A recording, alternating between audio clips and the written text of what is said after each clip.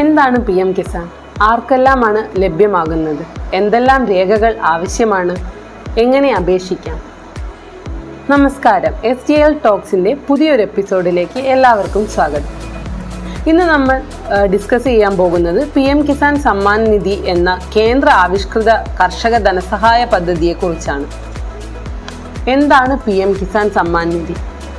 ഇതുവരെ 18 ഗഡുക്കളായി 36,000 രൂപ ഓരോ കർഷകനും ലഭ്യമായിട്ടുണ്ട്. വർഷത്തിൽ 6,000 രൂപ ധനസഹായം ഇന്ത്യയിലെ എല്ലാ കർഷകർക്കും നൽകുക എന്ന ഉദ്ദേശത്തോടു കൂടിയാണ് ഈ ഒരു ധനസഹായ പദ്ധതി മുന്നോട്ട് പോകുന്നത്. ആർക്കെല്ലാമാണ് ലഭ്യമാകുന്നത്? 2018-19 മുൻപ് സ്വന്തമായി ഭൂമി ഉള്ളവർക്കും 2018-19 ശേഷം ഭർത്താവിൻ്റെ മരണം സംഭവിച്ചതിനാൽ സ്വന്തം പേരിലേക്ക് ഭൂമി ലഭ്യമായിട്ടുള്ള വിധവകൾക്കുമാണ് അപേക്ഷിക്കാൻ സാധിക്കുന്നത്. എല്ലാം രേഖകളാണ് ആവശ്യമായിട്ടുള്ളത്. 2018-19 കാലഘട്ടത്തിലുള്ള ഭൂനികുതി ഷീട്ട്, തനത് വർഷത്തിലെ പുതിയ നികുതി ഷീട്ട്,